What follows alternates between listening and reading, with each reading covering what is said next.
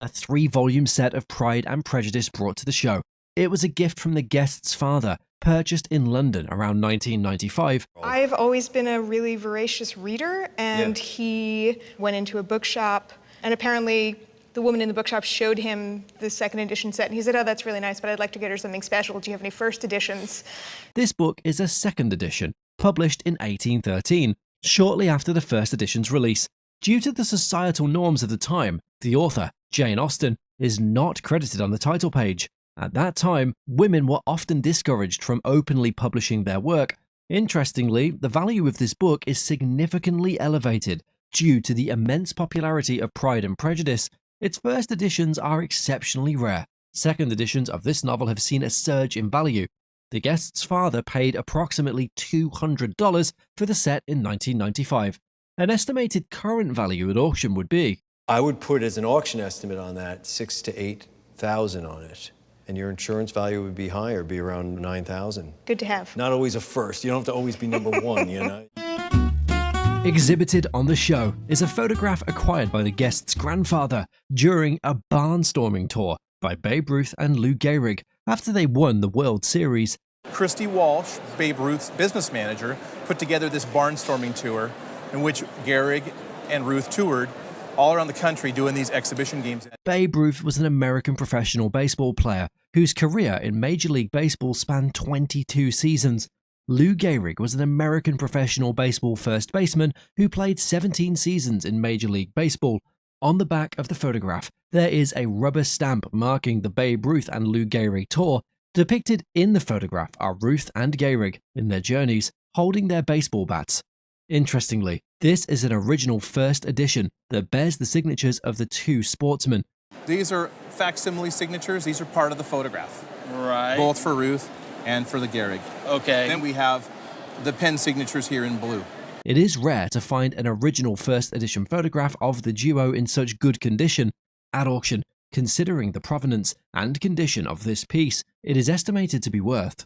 You're looking at $30,000 to $40,000. That's pretty good news, I think. A pair of Larry Bird's Converse weapon shoes from the '86 finals and signed shoes from the '87 finals were presented. Worn by Larry Bird in the NBA Finals, the 1986 shoes were bought at a 2013 auction with a Game 3 photo. Careful photo matching confirmed the 1986 shoes were used in Game 3, 5, and 6 before Larry Bird donated them to charity. Though initially without specific documentation, the 1987 shoes were identified through scuff marks and photo comparisons. They were matched to Game 4, where Bird's three-pointer put the Celtics ahead before Magic Johnson's winning shot. They were also worn in Game 6, where the Lakers secured the championship. Having grown up watching the Celtics practice, the guest finally acquired Larry Bird's shoes decades after requesting them as a child. These iconic Larry Bird game-worn shoes are estimated to be impressive. These I'd put 50 to 75,000 on these. 75,000. Wow. Oh, I didn't expect that for those. I thought they were good, but I didn't. Oh. Showcased on the show today is an antique chest that the guest purchased at an estate sale 5 years ago.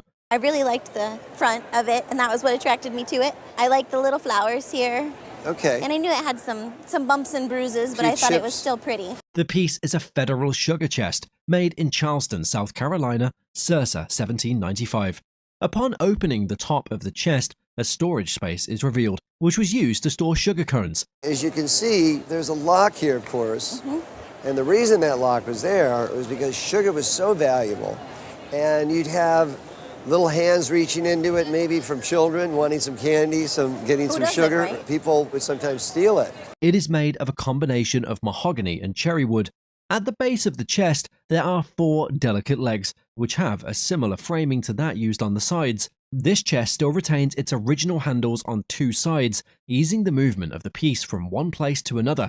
At the front of the chest, we can discern that the drawer handle has been replaced and that there are minor chips at the top of the piece. And one time in the center, somebody put an escutcheon, which would never have been there originally. Okay. Considering the desirability of this chest among collectors and its condition, it is estimated to be worth. This table today of $20,000 to $30,000. Really? That's crazy. This guitar was given to the guest by her husband's cousin, and it has been in the family for a long time. The appraiser identified the guitar as a Martin, made around 1845 during a collaboration between Martin and John Cooper.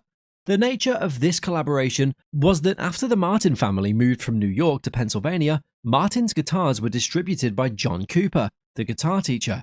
Martin guitars are famous amongst both beginners and professionals for their finesse and strings.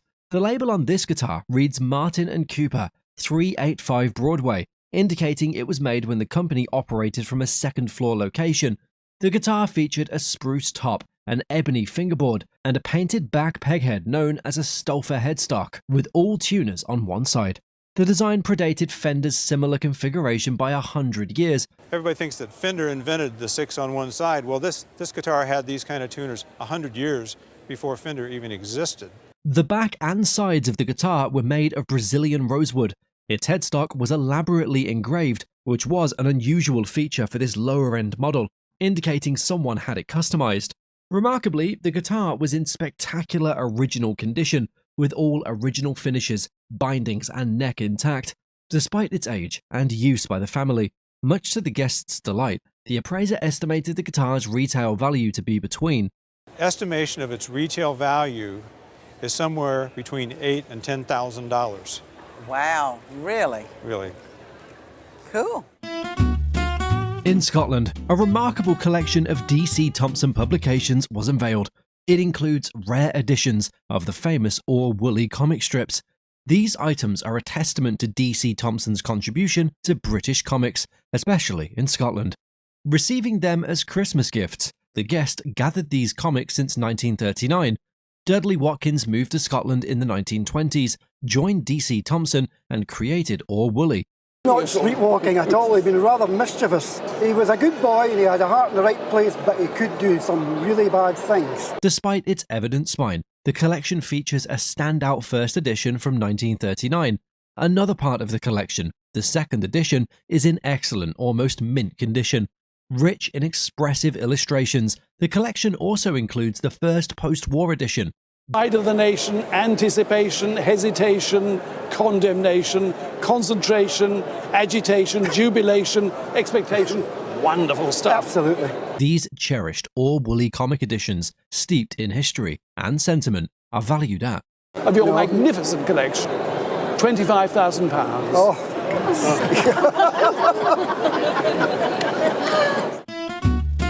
A selection of early electronic toys and party games made by Nintendo was brought in. These items showcase Nintendo's early ventures before becoming a renowned computer gaming company. These pieces were purchased from a Japanese seller and shipped to the UK. This collection includes various toys, such as the Hip Flip, a game from the 1960s where players shoot at little figures, like a lion. So, let's see what he does then. Oh, he's doing something. Oh! Nintendo was originally a card game manufacturer in Japan in the late 19th century. They transitioned to creating these toys in the 1950s as card games fell out of fashion. Rarely seen in the UK, the toys offer a glimpse into the company's diverse product history before its dominance in video gaming. An entire collection of early Nintendo electronic toys and party games is valued at. Collectively, you've probably easily got £500 or £600 worth here. Wow, that's great, yeah. This intricately carved 7.5-inch whale's tooth shows scenes of beauty and a dramatic whaling scene. It's a lovely scene, kind of standard. In fact, this may have been copied from a print. This whale's tooth ties back to Anne Jensen Wood, initially married to Lorenzo Wood, a whaler from Watertown. Anne kept a daybook documenting her evolving feelings towards Lorenzo, from love to disdain, due to his prolonged absences. During Lorenzo's absence, Anne met Jason Southwood, and they exchanged love poems published in a local newspaper. Jason also became a whaler and shipped out from New Bedford, Massachusetts, on the Charles Maxwell. Between 1848 and 1852, Jason carved this whale's tooth, returned claiming he couldn't find Lorenzo, and later married Anne. Later, Lorenzo reappeared without records of a divorce from Anne, leaving a gap in the story, as per letters from Anne's son, Luther. Highlighting the significant interest collectors and museums have for such items, the tooth could go for I think certainly the tooth could well be valued at, let's say, $10,000 or $15,000. Wow. It's a great item.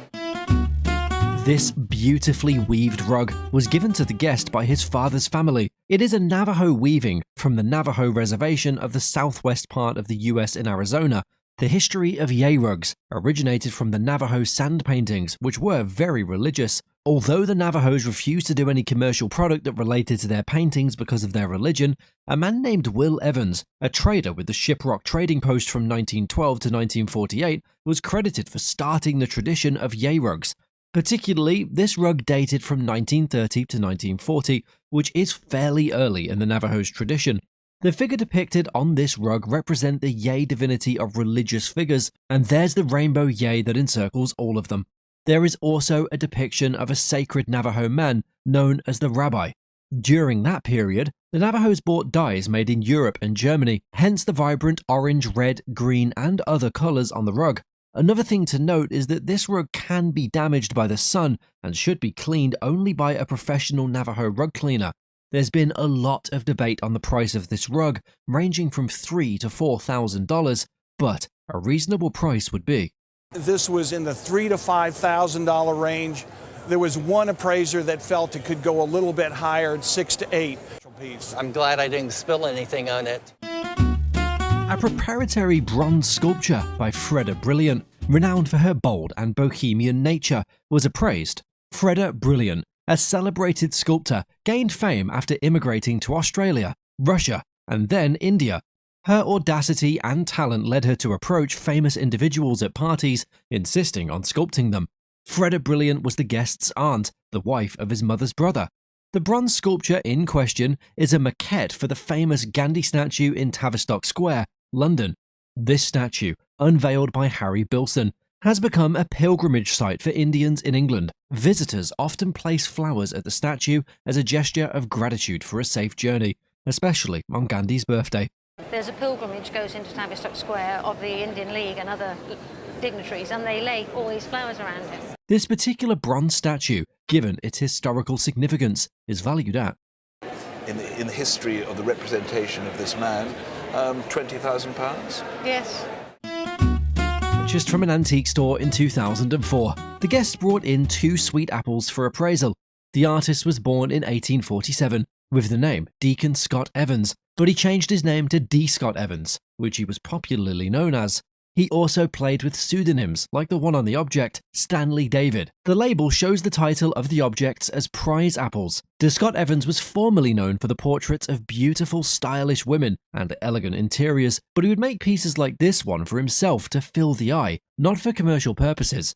An endearing aspect of this piece is the way the apples hang from 2 strings, which can be placed on a cabinet door. Also, his business card attached with a tag that cast a shadow when light fell on it was a clever idea.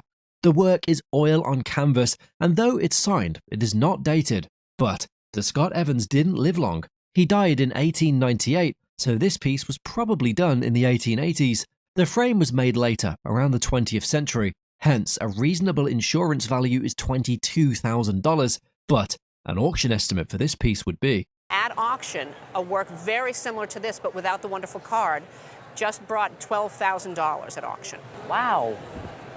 Did I surprise you? Yeah, you did. A collection of manillas, known as calorie rings, was presented for evaluation.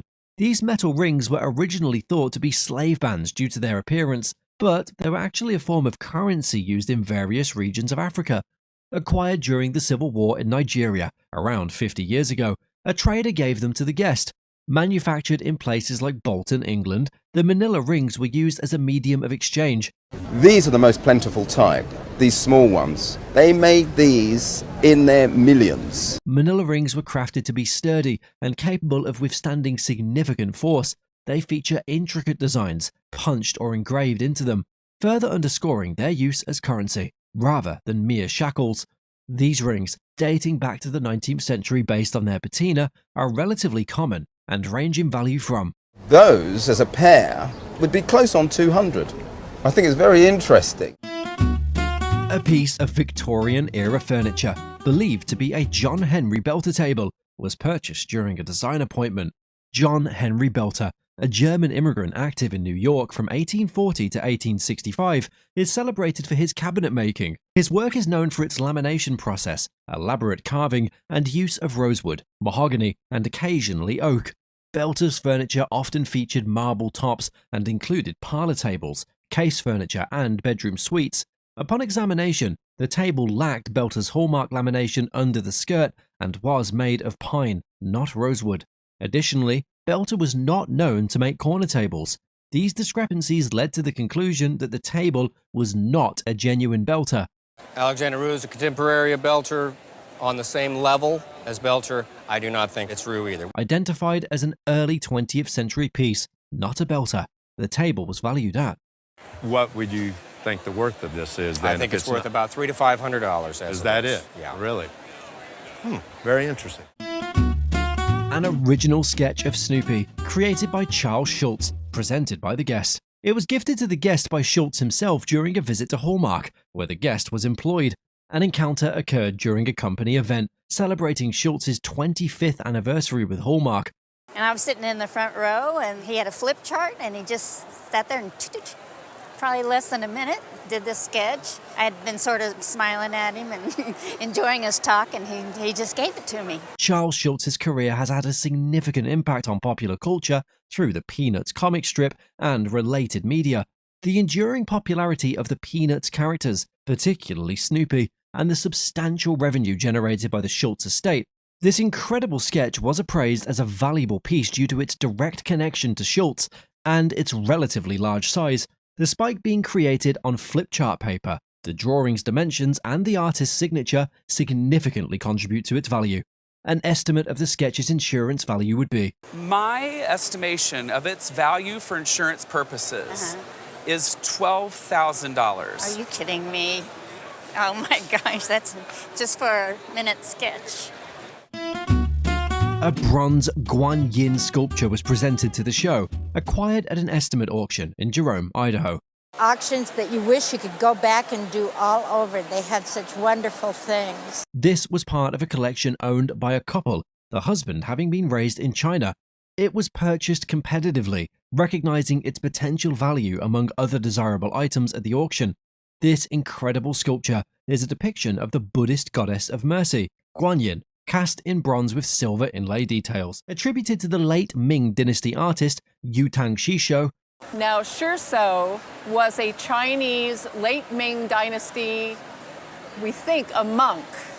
This phenomenal piece showcases the artist's influence on devotional Buddhist sculpture. This sculpture, attributes, and inlay techniques align with the traditional characteristics of 18th century Guan Yin representations. At the auction, the appraiser valued the sculpture at... So it was estimated at $2,000 to $4,000. Yes. Well, guess what? Now it would be worth somewhere between $15,000 and $20,000. My At goodness. auction. Oh my So goodness. if it went up for auction 15 today, to 20. right? Wow. A wonderful collection of Inuit carvings was gathered by a dental officer stationed on Baffin Island in the late 1960s. A renowned Inuit artist born in 1900 carved a piece depicting a man with a severe tooth abscess in exchange for new dentures. A variety of carvings showcase the rich cultural heritage of the Inuit people. A shaman dancing and transforming into a wolf stands out for its intricate detail and symbolic meaning. Shamans, considered the witch doctors of the Indians, could only inherit their role if one of their parents was a shaman. Other pieces include a seal hunter, a shaman changing into an arrow, and a piece by a 14-year-old girl depicting a muskox. They blow some water into the mouth of the seal and say a little prayer thanking the seal. James Houston, an artist who lived among the Inuit, inspired and supported their carving traditions. With its rich history and cultural significance, the entire collection is estimated to be worth over In excess of £15,000. Well, they're not for sale because, as I said, each one has a very personal relationship to me. A remarkable Martin guitar, originally belonging to the guest's great-grandmother, was presented. It's one of the few tangible items that he has from his grandmother because she died about 20 years before he was born. The guitar is a CF Martin Ort 28 with a spruce front and rosewood sides and back with inlay. It features a pyramid bridge, popular in the 19th century. It is housed in its original coffin case, held together by cut nails. The case also features an old Southern Railway sticker, suggesting it was once shipped by train. This style of guitar, known as a parlor guitar, was popular in the 19th century. Such guitars were often played in string instrument bands, composed of both men and women. In its excellent condition and original coffin case, the Martin guitar is valued at an impressive.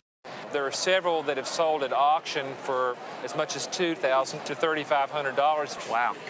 Wow. Well, I know that my dad would never sell it. Check out this charming lamp. It has a special history. It belonged to the guest's grandmother.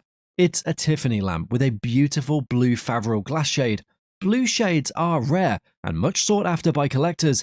Made around 1906 by Tiffany Studios in New York. And as a result, they've gone up in value tremendously over the years. Okay. Missing a couple of feet on the base, but that's an easy fix. Switch and socket aren't original, and they should be fixed for safety. Despite a small chip on the rim, the shade is in great condition. The shade is signed by L.C. Tiffany. Even with a small chip on the rim, this lamp should fetch.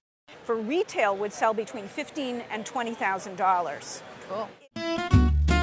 Vases are just not always what they seem. The guest's mother bought the Van Briggle pottery piece at a church rummage sale. She paid 5 cents for it.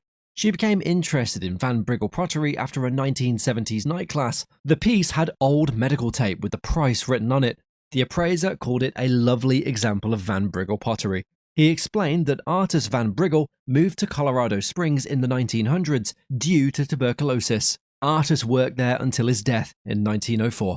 His wife, Anna, continued his work until 1912 or 1913. Pottery from when Artist and Anna worked together is especially valuable. There's, of course, the AA mark for Artist and Anna, and the date 1903 under the Van Briggle mark. It has a squat, bulbous shape with 4 handles at the rim. Earlier Van Briggle pieces often featured embossed floral, animal, or figural designs. This piece features embossed floral designs and rare matte glass in 3 colors, blue, white, and a 3rd color for the stems. This combination makes it exceptionally rare. While examining the condition of the item, the appraiser said, The auction today, conservatively, I would estimate it for between $2,500 and $3,500. Wow! Okay, and probably more like $3,000 to $4,000. Awesome! That's wonderful. My mom would be thrilled. A quirky piece of music history is a toilet roll rejected by the Beatles during Abbey Road recording sessions. Resembling tracing paper, the Beatles rejected this particular toilet roll because it was too hard and shiny. Additionally, they found it distasteful that each sheet was stamped with EMI Ltd. Believed to be the only one of its kind, the roll is now preserved in a glass case for protection. It was purchased by the guest's father at an auction held at Abbey Road Studios in 1980. Recording equipment of the time was making less than you paid for the toilet roll. So, yeah. Accompanying the toilet roll is a letter from Ken Townsend, the general manager at Abbey Road, explaining the circumstances. This letter also humorously notes that the paper was available 1 sheet at a time, calling it a real rip-off. Given its unique connection to the Beatles and the humorous backstory, the value of this rejected toilet roll then was around. In 1980, he paid £85 for it. Pottery figures are sculptures made to capture cultural heritage and artistic expression. In the conversation, someone mentions their grandmother's 2 pottery figures. She was one of the first women doctors. She nursed for a jute family to fund her medical training and received these items as gifts. They belonged to our grandmother, and she was one of the first women doctors. The figures were thought to be from ancient China, specifically from the Tang dynasty. The speaker and their family believe they are genuine Tang dynasty pieces. They emphasize their authenticity, mentioning seeing a good imitation earlier. And so they, of course, travelled a lot around those parts, and they gifted her. The figures are connected to death rituals, much like the nearby dead door at Fountains Abbey, where corpses were buried. In ancient China, important people like emperors were buried with their retinues, including pottery figures instead of human sacrifices. The most famous example is the terracotta army from around 200 BC, created for the Chinese emperor Qinshi Huangdi. Earlier on today I saw a very good imitation of a Tang pottery figure, but these are genuine. These figures are smaller versions from the Tang dynasty period. dating roughly between 700 AD and 1000 AD. Their historical significance doesn't command high value due to widespread discovery. Overall, they find the figures fascinating and appreciate their historical significance.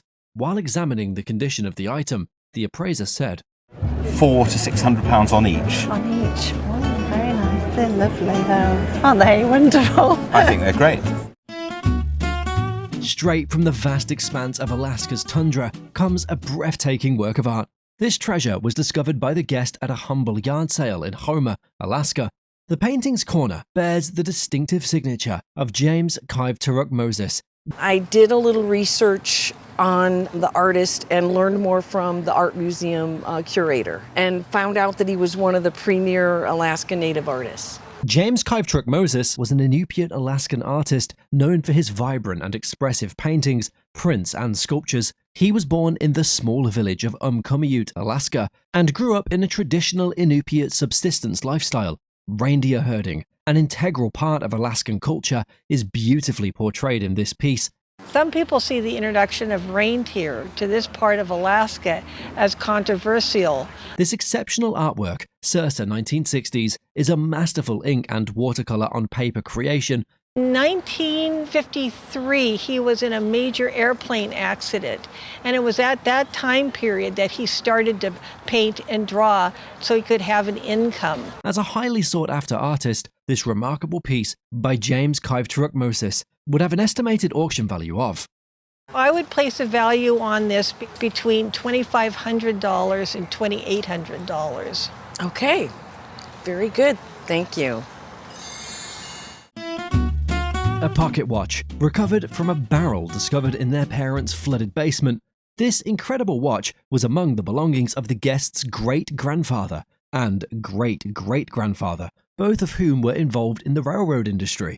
Basically, it is identified as a railroad watch, a type of timepiece designed for optimal accuracy and durability, produced by the Ball Company, a pioneer in standardized railway timekeeping. However, this specific watch was manufactured by the Howard Watch Company. This phenomenal watch is further distinguished by its ORC logo, confirming its connection to the railroad industry and the guest's family history. This one is interesting because not only does it say Ball on it, it also has this logo, ORC. Do you know what that stands for? No clue. That was the Order of Railway Conductors. Some intricate details, including its 17 dual movement, with gold-capped settings and the ORC engraving. These features, combined with the watch's association with the Order of Railway Conductors, render it highly unusual and collectible. Interestingly, it is one of only 70 produced by Howard for the Order of Railway Conductors, significantly increasing its value. At auction, an estimated value of this exceptional piece would be. An auction estimate for this watch would be probably $4,000 to $6,000. That's still unbelievable. Unbelievable. It just shows you never discount anything. A ceramic mug featuring a frog figurine was brought onto the show. This was acquired for $5 at a rummage sale in central Illinois. It is attributed to the Kirkpatrick brothers, pottery makers based in Anna, Illinois. Active from 1859 to approximately 1900, the Kirkpatricks primarily produced utilitarian pottery. However, they were also known for their offbeat, satirical pieces. A clear inscription, Cairo's most distinguished musician, humorously identifies the frog as the city's musical talent. Of course refers to Cairo, Illinois, right, which is downriver on the Ohio from Anna. But what they're referring to is not Mr. Shipler. An unusual aspect of the mug is the green paint applied to the frog. This post-firing technique, known as cold painting, is rare among Kirkpatrick pieces. Interestingly, combining the frog motif, satirical inscription, and cold painting significantly increases the mug's value. At auction, the estimated value of the mug would be approximately. A good auction estimate for this, think about $1,500 to $2,000. Oh my gosh! Here we have an amazing collection of artworks by Charles Harper. Harper, born in 1922, is renowned for his distinctive style developed post-World War II. His work is characterized by simplified designs, caricature elements and a flattened perspective, exemplifying mid-century modernism. Interesting thing about him, he was an artist who was born in 1922 and he served in World War II as one of these few artists hired by the government. Harper's career included significant contributions to Ford Times magazine, where he served as an art director, resulting in the acquisition of these Harper artworks. The guest's father was employed by Ford Times. This collection comprises approximately 10 paintings and 3 prints. While the guest possesses limited knowledge of Harper's biography, artist's service in World War II, and his subsequent transition to illustration, a notable aspect of Harper's work is its increasing recognition in the art market. A previous appraisal, conducted in 1987, valued the collection at approximately $700. However, if offered at auction, the appraiser estimates a current value per painting would be. I would probably suggest an estimate of $8,000 to $12,000 a piece. A piece? Oh my gosh. This guest brought a sculpture to the show that was given to her by a dear friend 10 years ago. The piece was made circa 1890 by Georges van der Straeten. Straeten was a Belgian sculptor who demonstrated great technical mastery in his work. The sculpture portrays a female figure sitting on a bench, holding a book in one hand. Additionally, the female figure is holding a poodle in her other hand. Crafted from bronze, the sculpture is very detailed. For a bronze piece made so long ago, it remains in perfect condition. Given that this bronze work was created by Straeten, we can expect it to be highly valued. For auction, something like this, I would estimate between $6,000 and $8,000. That's fantastic. A lot of detail of that poodle. At auction, they sought a cheesekeeper so fine, but what they bought wasn't from Victorian times. In an episode of an appraisal show, a guest from Tripp, South Dakota, purchased an item from an estate auction. They had recently read about Maholika and recognized the glaze on the piece, believing it to be a Maholika item, possibly a cheesekeeper. They paid $40 for it and felt it was a good buy. However, the appraiser delivered news that it was not authentic Victorian Maholika, nor a cheesekeeper. Instead, it was identified as a modern reproduction from Southeast Asia, likely made recently. It isn't really Majolica, and it isn't really a cheesekeeper. Okay. Well, the good news is you only paid $40 for it, so you didn't get that much hurt. The appraiser pointed out several reasons: its small size compared to authentic Victorian pieces, the incorrect shape, and details like the finial knob, and the overly bright colours are not typical Victorian Maholika. Secondly, the form of it, the shape of it, is not quite right to be a Victorian form, particularly this finial here, this knob. Authentic pieces would be signed and have a different glaze quality. Despite being a reproduction, the appraiser noted that the $40 price was fair for the item's actual worth. The guest took the news in stride, acknowledging that learning from experience and resolving to continue searching for genuine treasures in future auctions. While giving a fair value, the appraiser said, of this sort of quality, it would likely be worth at least $1,000 and maybe $1,500. I think it's worth what you paid for it. I think $40 is about right. A remarkable relic of ceramic art from the past is showcased today by the guest's mother. A Red Cross worker during the war collected this piece as a keepsake on her way back home. We can see the invoice, which details the purchase price of this lovely piece. It wasn't cheap. The Minton casserole was £12 and 10 shillings. Yes. And that was, as they say, a tidy sum in 1946. Your mother must have saved up her money. George Jones and Company, a respected name in the industry, crafted this intricate piece from Maholika. George Jones and Company was a prominent English pottery company that operated from the late 19th century to the mid-20th century. Turning it over, we find 3 distinctive markings that reveal its provenance.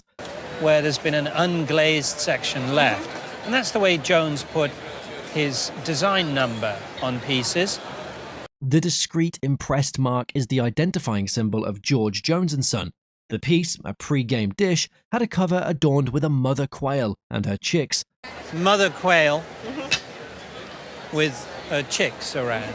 And it's a game pie dish. Oh, okay. And game pie, quail being a game bird. Some slight condition issues are present, but they do not substantially affect its worth. Despite minor flaws, this exquisite piece remains in overall good condition. with an estimated auction value of. You'd be estimating it for at least $8,000 and possibly up to $12,000. This remarkable piece is an engraving by Martin Schongauer, a 15th century German artist considered the father of Western printmaking. Schongauer played a foundational role in the development of printmaking, influencing giants like Albrecht Dürer, Rembrandt, and even modern artists like Picasso and Andy Warhol. The engravings depicted St. Lawrence, a Christian cleric martyred by the Romans. Details like the palm frond and the grill hinted at the saint's suffering. While Schongauer didn't date his engravings, stylistic analysis placed this piece near the end of his career, likely in the 1480s. The engraving's rarity was another cause for excitement. Adding to its value was the presence of a watermark on the paper, helping to confirm it was printed during Schongauer's lifetime. The condition of the engraving was exceptional for its age, and considering all these factors, it could fetch a conservative auction estimate of. I would put a conservative auction value on this at between $40,000 and $60,000. This painting, displayed on the show, was purchased by the guest's great-aunt, who was an art collector for the Boston Museum. I don't know where she bought it, but she gave it to my grandmother, who was her cousin. The oil-on-canvas painting was created circa 1914 by William Schumacher. Schumacher was a Belgian-born American artist, influenced by the deep colours of Fauvism and the pointillism of Surratt. In the lower right corner of the painting, we can discern the artist's signature, further authenticating the piece. Captured in the painting is a colourful depiction of a garden, complete with flowers such as roses and poppies. Another interesting feature of this painting is that it embodies the abstract geocentralism and decorative qualities of the Vienna Secession. One of the things I said, he had a variety of styles, but this one is very interesting because it seems to almost embody the sort of abstract geometricism. The item still has its original frame, but some signs of wear are visible on it. We can expect this vintage painting by Schumacher in this condition to sell for. We would most likely estimate this at $40,000 to $60,000. Oh, geez. And expect it to go even beyond that because this is just has such a power, such a presence. The guest brought a poster she acquired from her aunt in 1995. This is a wonderful French poster advertising mineral water. I acquired it in about 1995. It is a wonderful French poster advertising mineral water, eau minérale, alkaline mineral water. A French artist, Marceline Ozol, designed this poster, and it was printed in France. The poster advertises a Swiss mineral water from Montreux in Switzerland. This poster features scarlet ibises, which have nothing to do with Swiss mineral water and French graphic design. The whole point of the poster is to comically jar the viewer's mind into purchasing the product. Whole point of this poster was that it was supposed to be somehow comically jarring to the viewer's mind as they pass it on the street. It was supposed to immediately impart its message, which is drink this water. Although we don't know the exact date of this poster, it can be dated to around 1910 or 1912. So we don't even know an exact date of this poster, and I dated to around 1910, 1912. I found that in the last 20 or 30 years of auction records. At auction, this rare comical advertisement poster would have an estimated worth of. And in my estimation, if this came up to auction, it would sell for between $800 and $1,200. Okay. The guest's parents' lucky auction win in the early 1950s turned out to be a treasure trove of Chinese enamelware. The smallest piece, a coveted inkwell, originated from the Ming dynasty before 1644. While it had been repurposed into an inkwell, its origins likely placed it as a different type of vessel altogether. It once had a slender neck, a detail that would have aligned better with its Ming dynasty roots. The current cover belongs to a much later period, the 18th century, highlighting the piece's mixed history. Despite the alterations, the estimated value is. This, I think, is worth somewhere around $2,000 to $3,000, maybe $2,500 to $3,500. The middle piece is from the Qing dynasty, with its combination of two distinct enamelwork techniques, croissant evident in the delicate prunus blossoms and chanlouvet showcased at the bottom. This piece might have once served as a holder for a miniature decorative tree. Imagine the elegance of such an object, a small tree crafted from jade leaves and hard stone branches nestled within the vibrantly enameled piece. The estimated value of this piece reflected its artistry and potential past use. This is worth in the $7,000 to $10,000 range. Undoubtedly, the most intriguing piece was the Cloisonne jar. The vessel's design held a deep historical significance. It was a copy of an ancient bronze form, a Jiu, dating back to the Shang dynasty from 1500 BC to 1000 BC. The piece itself served as a testament to the enduring influence of China's artistic heritage. The meticulous craftsmanship, the quality gilding, and the intricate Cloisonne key fret pattern were just marveling. It was a masterpiece, but unfortunately it had sustained some damage. Wax repairs and discoloration on the top necessitated a price adjustment. While an undamaged Jiu could have fetched a staggering $15,000 to $20,000, its value is at. But I'd say probably about $7,000 to $10,000. However, a much more recent auction saw the price of the collection art as high as $40,000 to $60,000. This beautiful lamp is a cherished family heirloom passed down through generations. The guest's family believed it to be a Tiffany lamp, a wedding gift to their great-great-grandfather in 1908 or 1909. While not a Tiffany lamp, it was created by Duffner and Kimberly, a contemporary of Louis Comfort Tiffany. The lamp, made in 1906, known as the Greek lamp, with model number 505, was featured in the company's 1906 catalogue. The guest particularly admired the lampshade's colour, a delicate blend of pink and white achieved through the use of slag glass. The lamp has various features, including the leaded glass shade, the bronze base with its paw feet and palmette details, and the finial that resembled a bud rather than a pineapple. The lamp's name, Greek lamp, drew inspiration from the ancient Greek design elements incorporated throughout. The lamp's condition was excellent, a testament to the care it had received over the years. The guest mentioned using it as a reading light on their mother's nightstand. When it came to value, the lamp could fetch. It would sell somewhere between $6,000 and $8,000. Oh, that's cool. Magicians possess a unique blend of artistry and cunning, captivating audiences for centuries. Today, we have a poster of a magician, which the guest received from his friend. He was a magician who followed around a guy by the name of Caroline. And Caroline was a good magician, and he would always follow him. And this is the Great Carlini poster. Carlini has an interesting history behind his title, The Great Magician. But there is a little bit of history behind Carlini. He was actually a Dutch magician whose real name was Ludwig Trinka. He was born in 1907.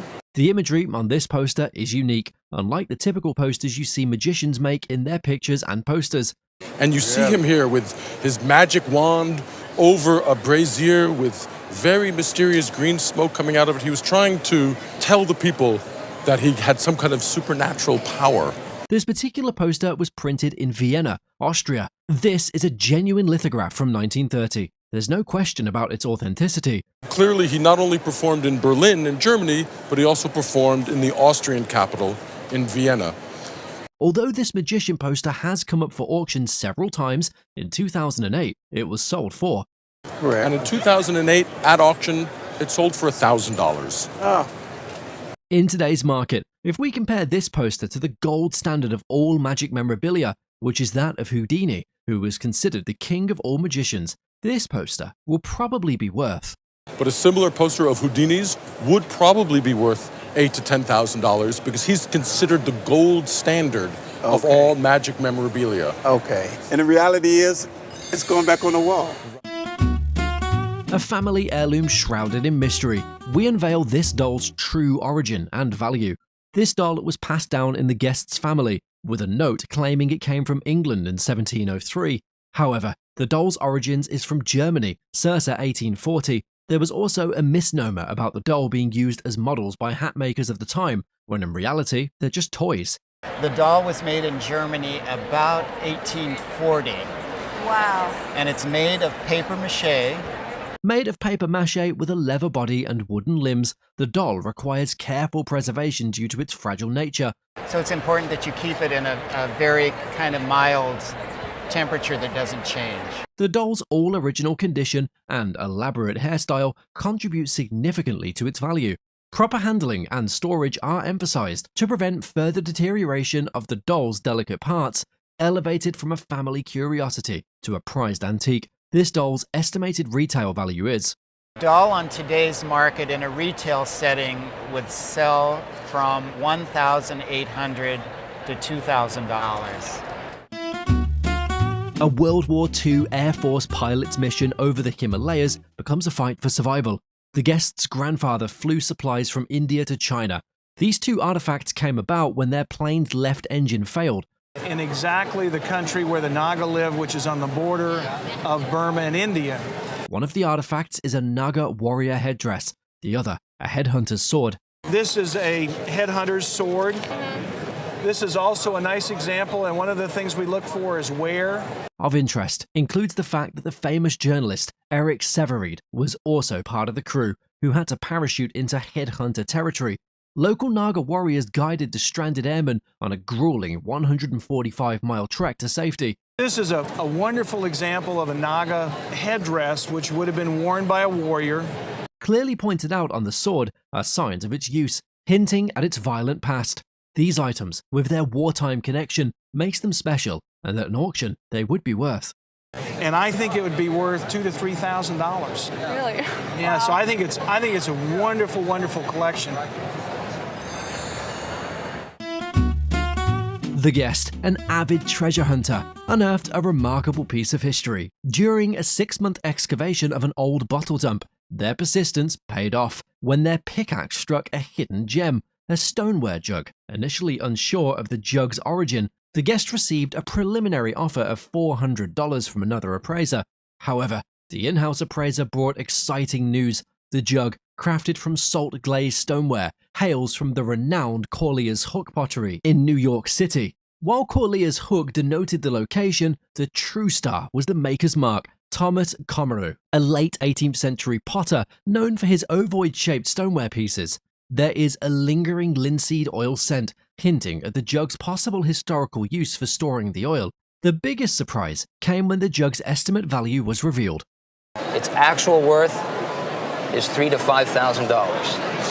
Wow, that's beautiful.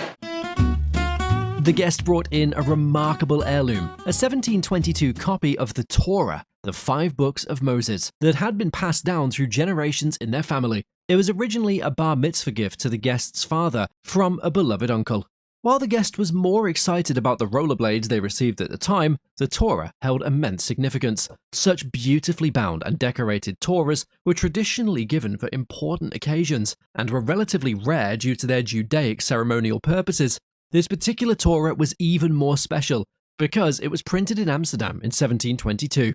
Despite some missing decorations and the absence of the original engraved title page, the Torah remained a valuable piece. A reproduction of the title page could be inserted to restore completeness, a common practice among collectors. Considering its rarity, historical significance, and elaborate silver binding, the estimated Torah's value for insurance purposes is. I would think for insurance purposes, you probably want to look in the $8,000 to $10,000 range. Oh, wow. So a little better than the rollerblades. Yeah, I guess so, in retrospect.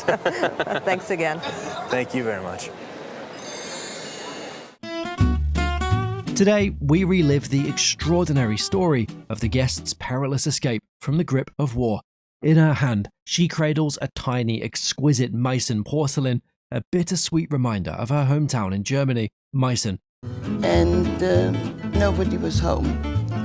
And the neighbor came in and told me the SS, the stormtroopers, had come. Her life was forever altered at 17 when she returned from school to find her family had been taken away.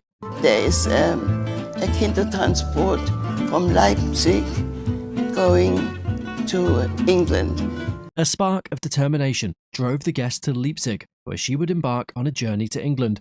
She needed a guarantor in England to secure a £50 pledge for each child, but she had no one to rely on. Suddenly, a crowd surrounded her, mistaking her for a nurse and begged her to care for their children. To go out of the station into the town of Leipzig, which wasn't a big town. This prompted her to come up with a plan, and she headed to Leipzig to buy clothes that would help her pose as a Red Cross worker. And then I thought, how am I going to get onto this train? Because these children had guarantors in England. Her plan succeeded, and she boarded the train without suspicion, as uniforms commanded respect and trust. Cleverness and unflinching bravery saw her through the ordeal. And I got back to the station and I jumped on the train. Because if you have a uniform, nobody asks you. So I was on the train. At the turn of the 20th century, the discovery of oil in Oklahoma Territory spurred a boom in industry. It led to the establishment of museums by oil magnates like Frank Phillips, founder of Phillips Petroleum Company. Roadshow wanted to check out some vintage Petroliana collectibles, so we asked appraiser Noel Barrett to fill us in. 2 vintage 5-gallon oil cans, 1920s with a touring car graphic and 1930s featuring a delivery truck design. Gasoline globes, illuminated to identify types of gas sold at pumps, were also featured. One globe, dating from 1941, are made with a plastic frame and glass lenses, signaled the later years of globe production. One from the 20s with a wonderful 1920s automobile touring car on it. There were 2 porcelain on-steel signs from the 1920s prized among Petrolina collectors. A Kikono sign shows signs of wear with some chips, and the Oilsome sign depicts a determined driver. Both cans, even though one's 20s, one's 30s, they're in very decent condition. The value of this collection of Petrolania collectibles amounts to approximately. These would bring at auction about $300 to $400 each. About 25 years ago, a man acquired a set of vintage posters while helping an elderly gentleman in New York downsize his home. These posters were printed by Strobridge, a prominent American lithographic company of the era. But since getting them, I found out that there were bill posters who put these up ahead of a circus or a show. Dated 1906, the first poster advertises Pawnee Bill's Wild West, one of the imitator shows inspired by Buffalo Bill's show. From 1907, the second poster features a portrait of Buffalo Bill on his horse, used to promote the Buffalo Bill's Wild West show. Depicts a proud image of Buffalo Bill with elements of the Old West, including a covered wagon and buffalo hunting scene. Dated 1909, the third one is from a period when Buffalo Bill, due to 1908 business problems, combined shows with Pawnee Bills. This collaboration resulted in Pawnee Bill's Great Far East combined with Buffalo Bill's Wild West, dating from 1906, 1907, and 1909 by Strobridge. The collection of vintage circus and show posters has an estimated value of, I think at auction for this piece alone, $4,000 to $6,000. Wow. A Chinese guardian figure delivered anonymously to their doorstep. The figure, a gift from the guest's father, had a fascinating backstory. It originally belonged to the guest's grandmother, who had acquired it during her travels around the world in the 1950s. The figure is a 17th century late Ming dynasty celestial being cast in bronze. The intricate details on the robe, the ribbon lattice work, and the beast masks showcase the quality of the casting. However, a decline in crispness towards the head suggested the bronze might have been reaching the end of its flow during casting. Despite this minor imperfection, the figure's historical significance and vibrant potential was undeniable. These figures were often adorned with gilding, glass beads, and jewels, creating a striking presence. The remaining glass beads offered a glimpse into the figure's original splendor. The value of the Guardian figure has increased significantly over time, and its current auction value is. A conservative auction estimate today would be between $15,000 and $20,000. Okay. 10 years ago, these Guardian figures would carry an auction estimate of $2,000 to $3,000. I see.